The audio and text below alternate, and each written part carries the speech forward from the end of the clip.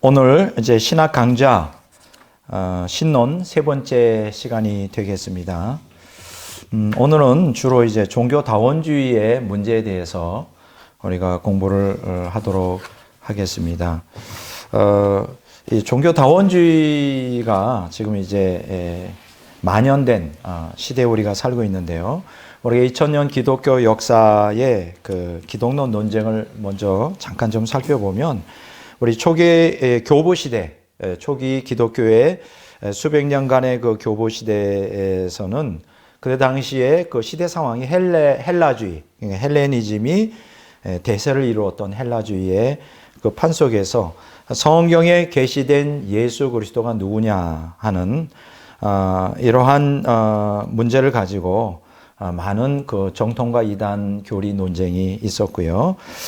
그러한 것들이 이제 많은 여러 그 교회 협의회를 통하여 이제 정통 교리가 이제 수립되게 되었습니다. 그리고 중세 교회는 어떤 별반 기독론에 대한 논쟁이 없었는데 이제 18세기 계몽주의 시대가 도래하면서 이제는 성경을 떠나서 인간 이성을 중심으로 정말 기독교가 믿는 그 예수 그리스도가 도대체 누구냐, 뭐 이러한 문제가 이 계몽주의 시대에 아주 크게 대두가 되었습니다. 그래서 그 당시 이제 신앙주의라고 하는 뭐 키에르케고르를 중심으로 한 신앙주의를 노선을 추구하는 사람들은 선포된 복음 속의 그리스도, 이제 우리가 무조건 예수님을 그냥 믿음으로 받아들이고 믿어야 된다, 뭐 이러한 흐름이 있었고, 그것에 이제 반대하여 좀 더 이성주의적으로 이제 토마스 아퀴나스를 중심으로 한 이성주의가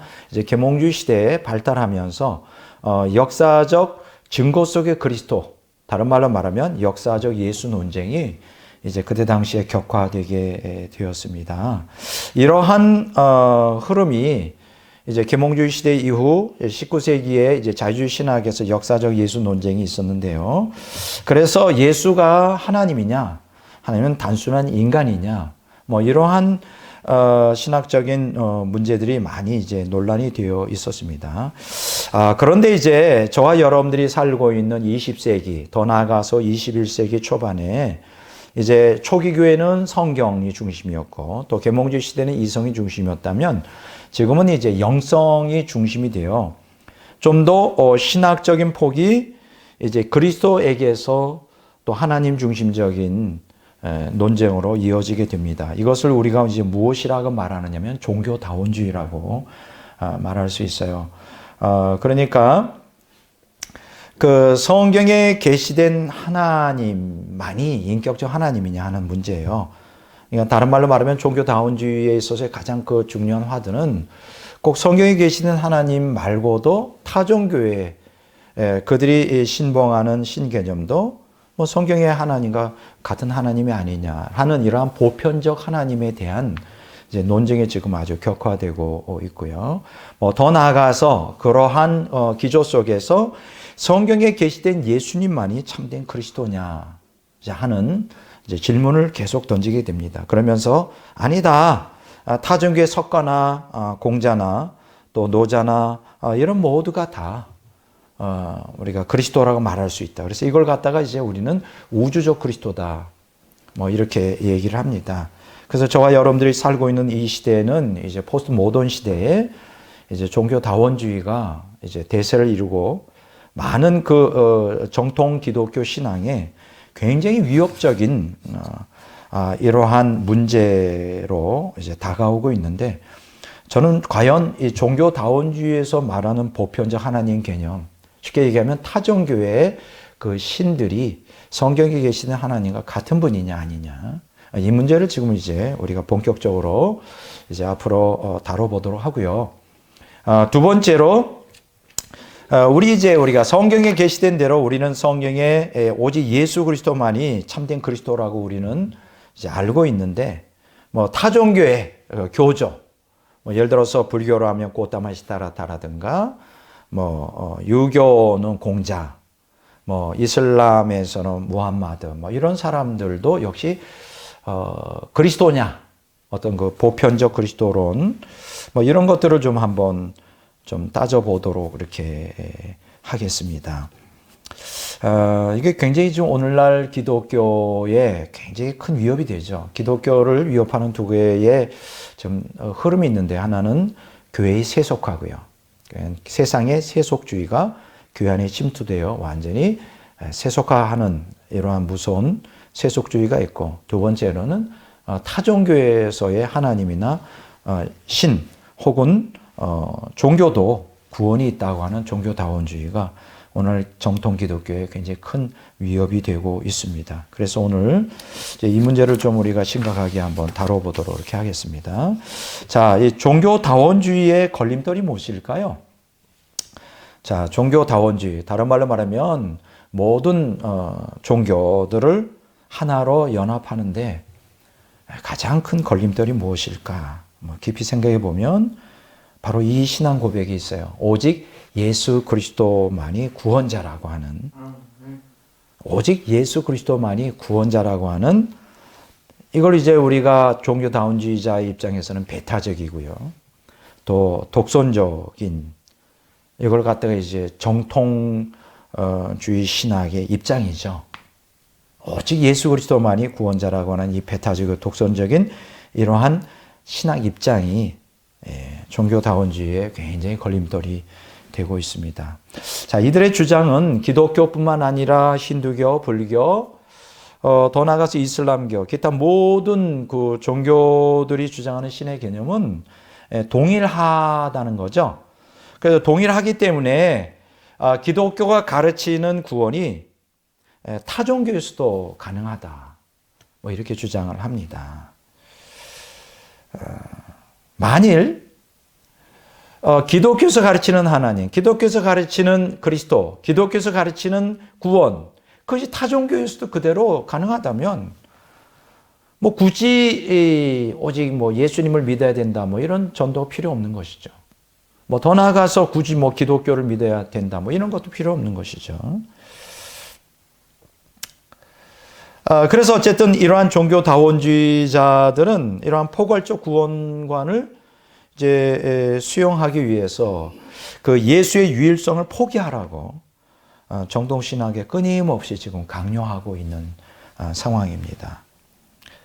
자, 이러한 시류에 부응해서요. 이런 시류에 부응해서 이미 로마 카톨릭 교회에서는 제2차 바티칸 공의회, 요게 이제 1962년에서 1965년 사이에 이제 열렸었는데, 이 제2차 바티칸 공의회에서 종교다원주의 교리를 확정합니다.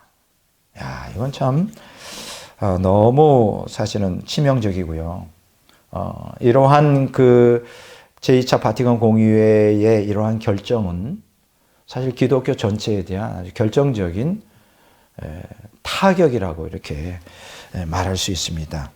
뭐 이 짧은 시간에 이 바티칸 제2공의회의 이러한 내용을 다 다룰 수는 없고요. 그 내용이 어디 나오느냐 하면 이제 교회 헌장 16항에 나와요. 바티칸 제2공의회의 그 교회 헌장 16항이라고 하는 항목에 보면 제가 좀 간단하게 제가 요약을 해드리겠습니다. 타종교인 있잖아요. 타종교인 혹은 무신론자, 뭐 이 사람들. 그러니까 이 사람들은 기독교 복음을 받아들이지 않죠. 그렇지만 하나님의 백성이 될 수 있다라고 가르쳐요. 타종교인들, 무신론자들도 하나님의 백성이 될 수 있다. 심지어는 무슬림조차도 그들이 구원의 하나님의 계획에서 벗어난 것은 아니다. 구원이 있다는 거죠. 타종교인들도 구원이 있고, 심지어는 무신론자들 구원이 있고, 무슬림들도 구원이 있고. 그러면 이들이 어떻게 해서 구원을 받느냐? 이들은 자신들도 모르게 어떤 종교성을 갖고 있다면 그 미지의 신을 찾을 거라는 거예요. 그러니까 성경에 계시는 하나님이 아니라도 신 존재 자체를 향한 어떤 경외심, 또 이런 경외심을 갖고 있는 모든 종교인들은 모두가 다 성경에서 가르치는 구원을 받게 될 것이라는 거예요. 야, 무서운 얘기죠. 그리고 조금 아까 언급한 그 무신론자들도 구원의 가능성이 있는데, 이 사람들이 복음을 모르고 교회 밖에 있지만 그들이 양심의 명령을 따라서 그 양심껏 도덕적으로 살기만 한다면, 다른 말로 말하면 바른 생활을 한다면 이들 역시 구원이 가능하다. 이제 이렇게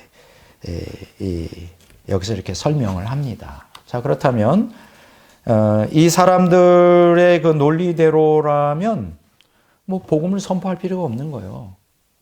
뭐 타종교에 다 구원이 있고, 타종교의 신도 다 기독교 신과 같고, 구원도 같고, 뭐 더 나아가서 무신론자들조차 양심을 따라서 산다면 뭐 구원이 가능하다는데, 그러면 여기서 말하는 양심이라는 게 뭘까요? 양심의 기준이 무엇일까요? 오늘 여기서 우리가 짚고 넘어가야 될 이 문제는 양심이 두 종류가 있어요. 다른 말로 말하면 일반 윤리의식 속에서 양심이 있고요. 또 하나는 성경 윤리에서 양심이 있어요. 물론 그 일반 윤리든 성경 윤리든 그 양심의 본질에 있어서는 같은 기능을 하지만 차원이 좀 다르죠. 일반 윤리에서의 양심은 인간이 그 양심의 기준이 돼요. 근데 그 우리가 잘 알고 있는 것처럼 타락한 인간이 가지고 있는 양심이라는 게 얼마나 불완전하겠습니까? 그렇죠? 물론 예수님 믿지 않는 사람도 그 양심 때문에 뭐 사회 생활을 하고요. 또 도덕성을 뭐 유지하고 하긴 하지만은, 그러나 인간이 타락하였고 그 타락한 인간에게서 나오는 양심이라는 게 불완전할 수밖에 없죠. 자기 중심적일 수밖에 없는 거예요. 그러나 성경에서 말하는 성경적 양심이라는 것은, 그것은 물론 일반 윤리에서의 양심과 그 똑같은 양심이지만 차원이 다르죠. 왜냐하면 성경 윤리에서의 양심은 하나님의 말씀과 성령의 조명을 받은 양심이에요. 각성된 양심이란 말이죠. 깨끗해진 양심이에요. 정화된 양심이에요. 이런 양심, 성경적 윤리에서의 양심만이 우리가 정말 선과악, 하나님의 기준에서의 선과악을 구별하고 올바로 하나님을 향하여 이제 바르게 바른 생활을 할 수 있는 기준이 되죠. 그런데 여기에서 지금 그 제2차 바티칸 공의회에서 말하는 양심껏 살아간다, 그러면서 바른 생활한다, 여기서 말하는 양심이 뭘까요? 성경적 양심이 아니죠. 그죠? 그 타락한 인간의 본성에 기준한 그 양심, 도대체 그 양심이 어떻게 하나님 앞에 용납이 될 수가 있을까? 여러분 아십니까? 아무리 악한 사람이라도 자기 가족이나 자식에게는 굉장히 잘해요. 양심껏 하는 거예요. 그러면 그것을 기준으로 해서 그 사람을 평가할 수 있을까? 사람들을 죽이고 살인하고 강도질하고 그런 사람도 자기 가족에게 와서는 자기 자식은 끔찍이 사랑한단 말이에요. 그러면 그가 끔찍이 사랑하는 그 도덕성, 그것이 기준이 될 수가 있을까요? 그럼 도대체 바티칸 공의에서 말하는 양심의 명령을 따라 바른 생활하면 천국 갈 수 있다는 그 기준이 도대체 뭐가 어떻게 되는지 사실은 혼란에 빠질 수밖에 없습니다. 이런 그 같은 패턴에서요, 2013년 9월 11일 날 이제 인터넷에 뜬 하나의 그 놀라운 기사가 하나 있었어요. 뭐냐면 지금 현존의 그 교황에게 이제 어떤 무신론자가 질문하는 겁니다. 좀 더 구체적으로 말하면 이제 자신을 무신론자라고 밝힌 라 레푸블리카의 공동 설립자라고 그래요. 아마 그런 어떤 언론사를 운영하는 어떤 그러한 대표자인 것 같아요. 에오제니오 스칼팔리라고 하는 사람인데, 이 사람이 이런 질문을, 장문의 편지를 교황한테 올립니다. 뭐라고 올리냐면 자기는 신을 믿지도 않고 믿음을 추구하지 않지만 자기 같은 무신론자도 과연 신이 용서할 수 있을까요? 이렇게 질문해요. 자, 거기에 대해서 교황이 뭐라고 답변을 했을까요? 이렇게 답변을 합니다. 당신이 신앙이 없다면 양심을 따라 살면 됩니다. 쉽게 얘기하면 당신이 신앙이 없다면 양심껏 살면 천국 갈 수 있습니다. 이 얘기예요. 예. 제가 유튜브에 떴었던 영어로 된 걸 한번 좀 읽어볼게요. 간단하게. God's mercy has no limit. 하나님의 자비에는 한계가 없습니다. 이렇게 번역할 수 있죠. If you go to Him with a sincere and repentant heart. 만일 당신이 여기 보면 repentant heart이라고 해서 회개하는 마음과 진정성을 가지고 하나님께 나아간다면 the issue for those who do not believe in God. 하나님을 믿지 않는 사람들에게 있어서는 is to obey their conscience. 하나님의 자신의 양심을 따라 순종하면 됩니다. 이렇게 얘기하는 거예요. 이게 좀 애매하죠.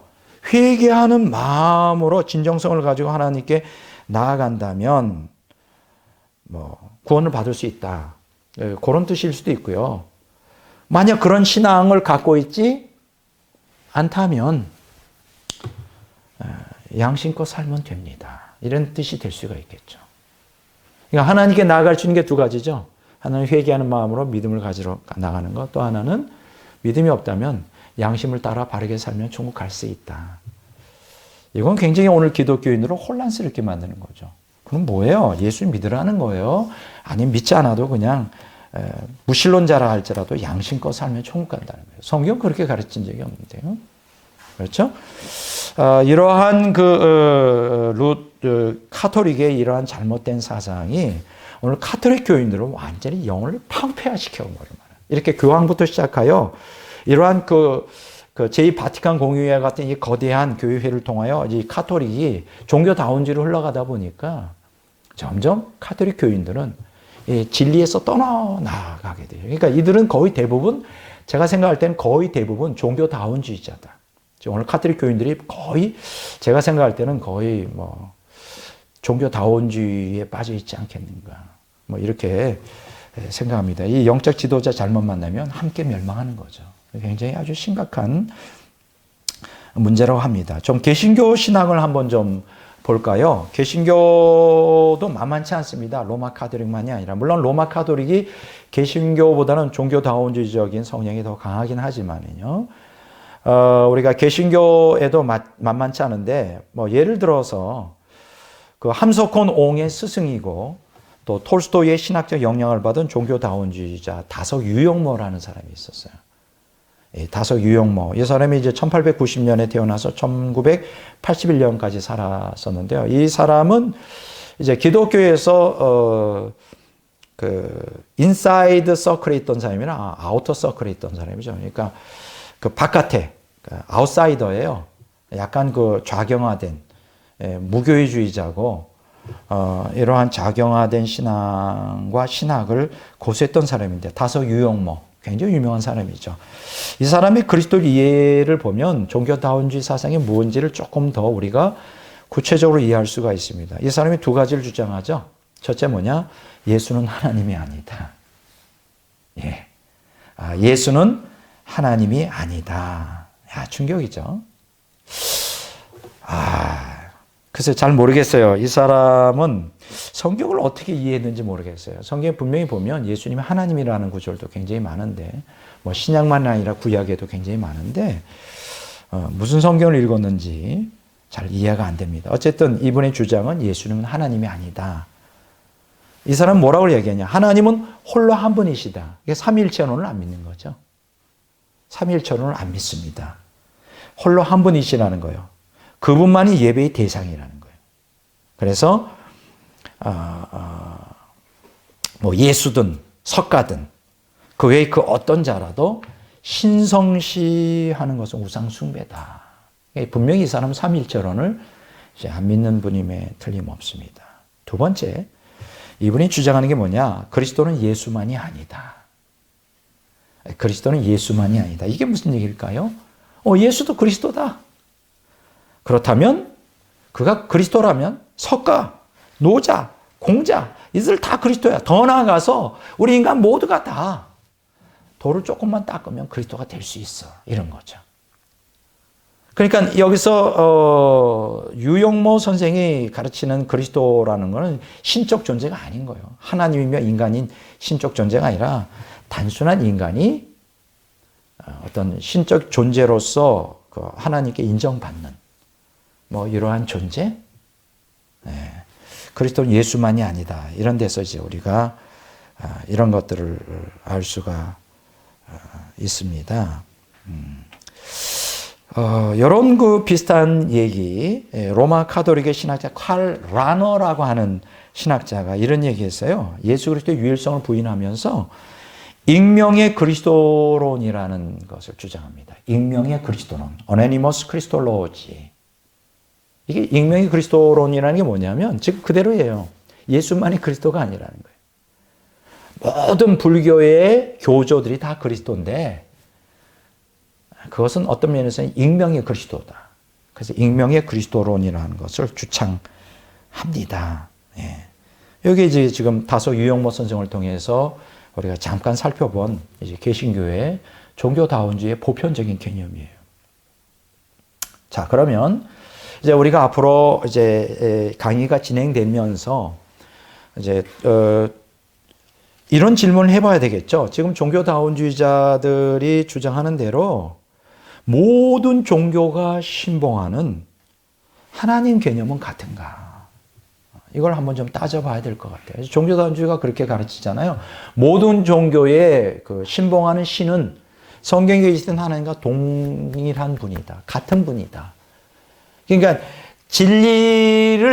하나의 진리를 향하여 올라가는 그 길은 여러 가지다 이거예요.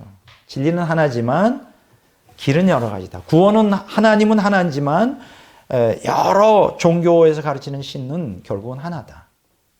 길은 여러 가지다. 이런 얘기죠. 그런데요, 이제 앞으로 우리가 공부하겠지만 성경을 깊이 연구해 보면 성경에 계시된 그 하나님 개념과 타 종교의 신 개념이 전혀 달라요. 이게 굉장히 중요한 얘기입니다. 우리가 이제 그걸 알게 될 것입니다. 왜 다른가? 다른 말로 말하면, 좀 더 구체적으로 말하면, 성경의 하나님은 인격적 하나님이에요. 굉장히 중요합니다. 성경에 계시된 하나님은 그 인격적 하나님이에요. 인격을 지니신 분으로서 인간과 관계성을 맺을 수 있어요. 여러분, 인격이 아니라 그러면 관계성이 맺어질 수가 없죠. 관계성을 맺어줄 수가 없습니다. 성경의 하나님은 철저히 인격적인 분이세요. 인생을 주장하시고 역사의 주관자 되시고 창조할 뿐 아니라 인간을 구원할 수 있는 인격적 분이에요. 그런데 놀랍게도요, 모든 타종교의 신 개념은 비인격적이에요. 아주 충격적입니다. 모든 타종교의 신 개념은 놀랍게도 비인격적이에요. 인격이 아니에요. 그거는 그냥 신 존재라고 하는 추상적 개념에 불과합니다. 예. 이제 거기에 대해서 우리가 앞으로 깊이 배우게 될 겁니다. 특히 동양 종교들 있잖아요. 뭐 유교, 불교, 힌두교, 뭐 그다음에 도교, 뭐 이러한 동양 종교들의 신 개념은 주로 그 범신론이에요. 범신론. 범신론이라는 게 뭐예요? 자연이고 신인 것이죠. 여러분, 자연, 하나님이 만든 이 자연이 곧 신입니까? 아니요. 아주 피조물에 불과한 거예요. 그러니까 특히 동양 종교 신개념인 이 범신론은 자연을 신격화한 것에 불과해요. 거짓이죠, 거짓. 자연의 신격화. 이러한 그 신개념, 이게 어떻게 자연을 신격화한 이 신개념이 어떻게 성경에 계시는 하나님, 인격적인 하나님과 같을 수가 있겠지? 이건 똑같은 얘기죠. 인간과 원숭이를 대등한 위치에 올려놓고 대등한 대우를 하는 거예요. 여러분 어떻게 생각하세요? 만약 여러분들을 원숭이와 똑같이 놓고 원숭이를 대하듯이 대등하게, 우리 기분 나쁠 거예요, 인간. 똑같은 거예요. 인격적 하나님을 비인격적인 신과 특히 자연을 신격화한 그 신과 대등하게 대한다? 굉장히 하나님 기분 나쁘실 것 같아요. 예. 자, 두 번째 질문이 있어요. 이제 하나는 신론에 대한 거, 하나는 그리스도론에 대한 것인데, 그리스도가 예수님만이 아니라 석가나 공자도 그리스도가 될 수 있느냐 하는 거예요. 종교다원주의자들은 이 우주적 그리스도라는 개념을 도입합니다. 이 우주적 그리스도라는 게 조금 아까 얘기한 대로 보편적 그리스도 개념이죠. 그리스도만이, 예수만이 그리스도가 아니라 뭐 공자나 고타마 시타르타나 그 외 모든 종교의 교주들도 다 그리스도, 심지어는 우리들도 그리스도가 될 수 있다, 이런 거. 이제 그렇게 주장을 하는데, 종교다원주의자들은요. 그러니까 이들은 이제 그렇게 주장하면서 어떤 얘기를 하느냐. 우리가 예수 그리스도를 신성을 갖고 있다 그러잖아요. 네. 그리스도의 신성을 뭐하고 대비시키냐면, 이 사람들은 석가모니의 불성과 대비를 시켜요. 불성. 예. 자, 이런 이론의 배후에는 뭐가 깔려 있죠? 인간이 곧 하나님이라고 하는, 인간을 신격화하는. 그래서 동양 종교는 크게 두 가지가 결합되어 있어요. 자연을 신격화하는 범신론이고, 또 인간을 신격화하는 또 범신론입니다. 인간을 신격화해요. 자, 이런 것들은 다 자연을 신격화하든 인간을 신격화하든 결국 이러한 것들이 이제 오늘 종교다원주의가 우리 기독교 안에 끌어들이려고 하는 건데, 이거는 있을 수가 없는 거죠. 이러한 것은 도저히 받아들일 수가 없습니다. 왜냐하면 성경에 게시된 하나님이나 성경에 게시된 예수 그리스도에 대한 것과는 너무 이질적인 것이 되기 때문이죠.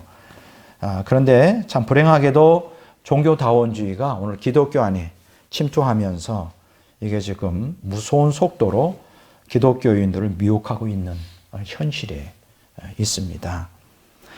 우리가 정신을 바짝 차려야 되겠죠. 그래서 저는 이 신론 강의를 계속 진행하면서 무엇을 이렇게 드러내고 싶으냐 하면, 기독교의 하나님과 타종교의 신개념이 전혀 다르다는 사실을 이제 계속 밝혀내려고 합니다. 공부를 통하여. 성경에서 뭐라고 얘기하고 있습니까? 구약 성경 전체를 보면 이렇게 인간이 만들어 놓은, 뭐 자연을 신격화하거나 인간을 신격화한 이러한 것들은 우상숭배라고 그러죠. 우상이라고 말하죠. 우상. 예. 자, 이러한 그 우상을 숭배하는 자들은 엄중한 심판과 멸망을 당하게 될 것을 성경에서는 끊임없이 경고하고 있어요. 예. 끊임없이 경고하고 있습니다. 우리가 좀 한번 성경을 한번 좀 몇 군데를 좀 찾아보죠. 자, 출애굽기 22장 20절. 자, 출애굽기 22장 20절입니다.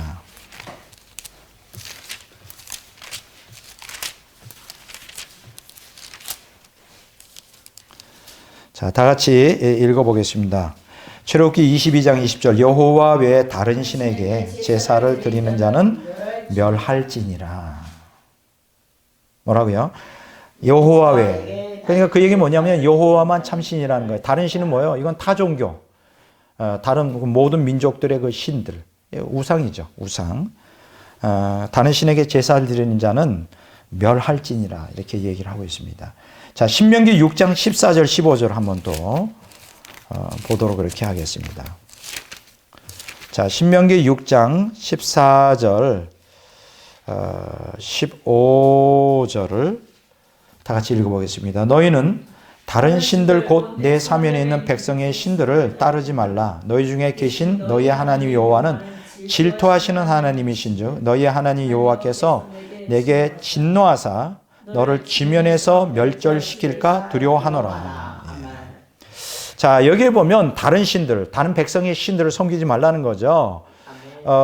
왜냐하면 하나님은 질투하시는 하나님이에요. 그 얘기는 뭐냐면 용납하지 않겠다는 거예요. 용납하지 않겠다는 거예요. 하나님과 우상을 같이 절대 허락하지 않겠다는 거예요. 하나님께서는 진노하사 멸절할 것이다. 이건 누구에 대한 경고죠? 언약 백성들을 향한 경고예요. 오늘 언약 백성된 오늘 그리스도인들이 만약 종교다원주의를 받아들이고 하나님을 섬기듯 다른 타종교의 신이나 심지어는 교주를 그리스도라고 고백하며 이렇게 다원주의 운동하는 사람들, 더 퍼뜨리는 사람들은 반드시 지옥 가게 돼 있어요. 성경은 절대 그거를 용납하지 않은데, 이제 문제가 심각한 것은 이러한 그 교회 지도자들에 의하여 많은 기독교인들이 오염된다는 거예요, 신앙에. 뭐 그들의 지도자가 종교다원주의를 흘러가니까 뭐 많은 기독교인들 괜찮은가 보다. 그냥 타 종교 뭐 신을 인정하고 타 종교의 구원이 있다고 인정하고, 그렇게 하게 되면 서로 다툴 필요가 없잖아요. 싸울 필요가 없잖아요. 그러니까는 많은 사람들이 이렇게 종교다원주의로 흘러가고 있는데, 제가 지난번에 아마 첫 시간인가 두 번째 시간에 얘기했었죠. 좀 종교 혼합운동이 지금 미국에서 성행하고 있다고. 퓨 리서치 센터에서 3만 6천 명 미국 사람을 대상으로 했는데, 그러니까 하나님을 존재를 믿는다는 미국인들 중에 70%가 종교다원주의를 지지하고 있어요. 야, 10명 중에 7명이 종교다원주의예요. 대단한 참 퍼센테이지입니다. 참 심각한 문제예요. 70%가 물론 개신교인보다는 로마 카톨릭 교인들이 더 많죠. 로마 카톨릭 교인들은 79%예요. 79%가 그렇고, 이제 복음주의를 지향하는 분들은 57%가 종교다원주의를 받아들이고 있어요. 이것도 어마어마한 거죠. 그게 반수 이상. 그러면 한국 개신교인들은 어떨까요? 거의 비슷하지 않겠어요?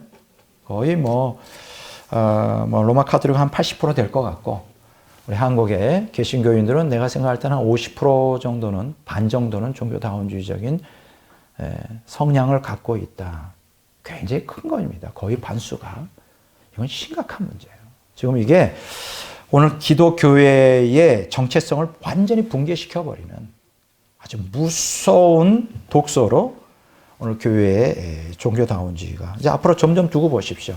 세월이 흘러갈수록 기독교의 복음은 점점 흐려지고, 성경의 진리는 다 붕괴되어 버리고, 이제 다원주의적인 기독교로 점점 흘러가게 될 거예요. 그러니까 참된 신앙을 끝까지 지키는 신자들이 아마 극소수에 불과하지 않겠는가. 그래서 제 오늘 신론은 이것을 이 거짓된 걸 다 파헤치는 거예요. 거짓된 게 다 파헤치는 것이 제 신론의 첫 번째 목적입니다. 물론 이러한 종교다원주의에 있어서 다른 타 종교에 있어서의 이 신개념, 또 구원에 대한 갈망, 이것은 어떤 면에서는 당연하다 이렇게 생각할 수가 있어요. 왜냐하면 이제 하나님께서 인간을 자신의 형상으로 지음받고요. 그래서 일반 계시인 양심과 자연을 통하여 하나님, 신을 갈망하는 종교성, 그건 누구나 다 갖고 있습니다. 이러한 종교성에서 이제 종교가 만들어지는 거죠. 그러면 왜 인간들이 누구나 다 하나님을 믿지 않고 성경에 계시는 하나님을 믿지 않는다라 다 종교성을 갖고 있어요. 왜냐하면 그들도 하나님 형상대로 지음받았기 때문에요. 그러면 왜 그들은 종교를 만들까요? 다 종교성을 갖고 있기 때문에 종교를 만드는 거는 저렇게 당연한 것인데 왜 종교를 만들까요? 왜 만드느냐면 그래요. 그 하나님, 그 신을 믿지 않으면 인간은 그 정체성이 확립이 안 돼요. 내가 누군지를 몰라요.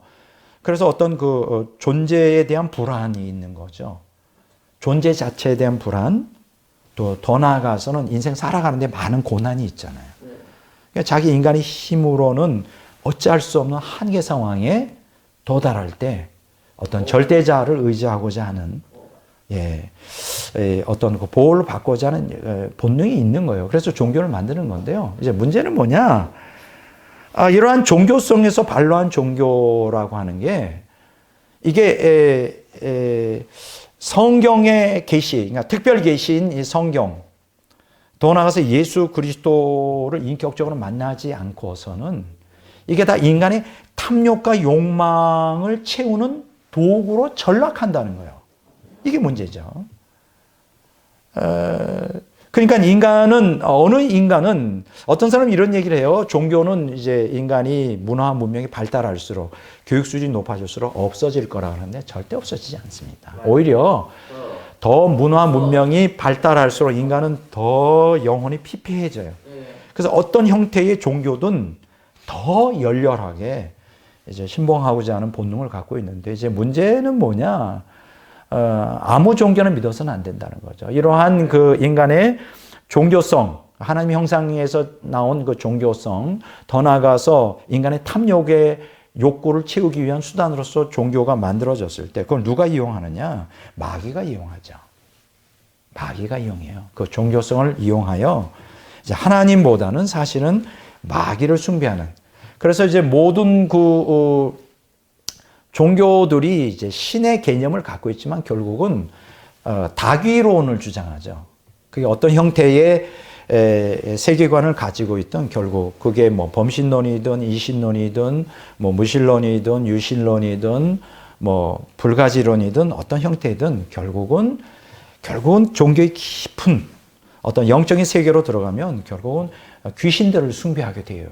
이걸 갖다가 다귀론이라 그러거든요. 그래서 오늘 우리가 이 신론을 통해 우리가 배워야 되는 아주 중요한 교훈은 뭐냐? 우리가 특별 계시인 성경과 예수 그리스도를 통하지 않고는 왜곡되고 변질된 신 개념 때문에 물론 하나님의 존재 자체도 뭐 제대로 이해 못하는 것뿐만 아니라 오히려 살아계신 하나님보다는 마귀가 쳐놓은 미혹의 그물에 걸려서 멸망하기 쉽다는 거예요. 멸망이 쉬워요.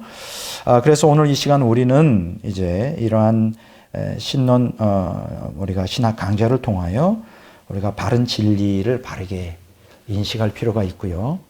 그래서 바른 어떤 종교적 본성을 바른 신앙으로 이렇게 정립하여 우리가 이 마지막 시대를 이제 지혜롭게 우리가 헤쳐나갈 수 있는 지혜가 필요하지 않겠는가 이렇게 생각을 합니다. 자, 오늘 이제 시간이 많이 지났습니다. 이제 다음번 제가 네 번째 이제 신론 우리가 신학 강좌의 주제가 뭐냐면 이제 그동안은 서론 부분을 우리가 공부했었고요. 유신론 아니면 무신론이라는 제목으로 이제 성경을 공부하도록 할 것입니다. 제가 이 얘기가 뭐냐? 오늘 제가 왜 이 마지막 멘트를 지금 다음번에 할 주제에 대해서 미리 말씀을 드리냐면 여러분들로 하여금 좀 생각해 보시라고 저 하는 것입니다. 이게 무슨 얘기일까요? 유신론 아니면 무신론? 모든 종교들은 유신론을 다 표방합니다. 범신론이든 이신론이든 뭐 그 외에 뭐 다신론이든 뭐 물활론이든 다 유신론을 주장해요. 그러나 그 모든 것들이 모든 유신론을 주장한다고 해서 더 나아가서 이러한 그 유신론적 종교들이 인간에게 신비로운 종교적 감정과 성스러운 종교적 경험을 유발시킨다 하여서 그게 다 성경에 계시된 그 하나님, 더 나아가서 성경에 계시된 구원, 그 구원으로 귀착되지 않는다는 거예요. 인간의 이러한 그 종교적 본성에서 유발된 이러한 종교들, 또 이러한 신비로운 종교적 감정, 성스러운 종교적 경험들, 이런 것들이 마치 그 유신론으로 이끄는 진리의 길처럼 보일지 모르지만은 성경에 계시된 하나님을 믿는 인격적 하나님과의 만남 없이는 결국은 다 그 신들이 인격적이지 않기 때문에 무신론으로 귀결되고요. 더 나아가서 이러한 애매모호한 유사 유신론에 안착하여 그저 어떤 그 인간의 그 본질에서 나오는 공포심이 있잖아요. 두려움. 이런 거. 또 하나님의 심판에 대한 본능적인 공포를 갖고 있거든요. 또 의존 감정 이런 것들을 어떻게 캄브라치해서 대충 자기 욕망을 채우는 수단으로 종교를 사용하려고 그러지만 결국은 다 그것이 마귀가 쳐놓은 덫이라는 거예요. 결국은 그것으로 인해서 다 멸망하게 될 것이라는 거예요. 자, 이것이 이제 다음번에 우리가 집중적으로 다뤄야 될 주제가 되겠습니다. 오늘 강의는 여기까지 끝내도록 하겠습니다.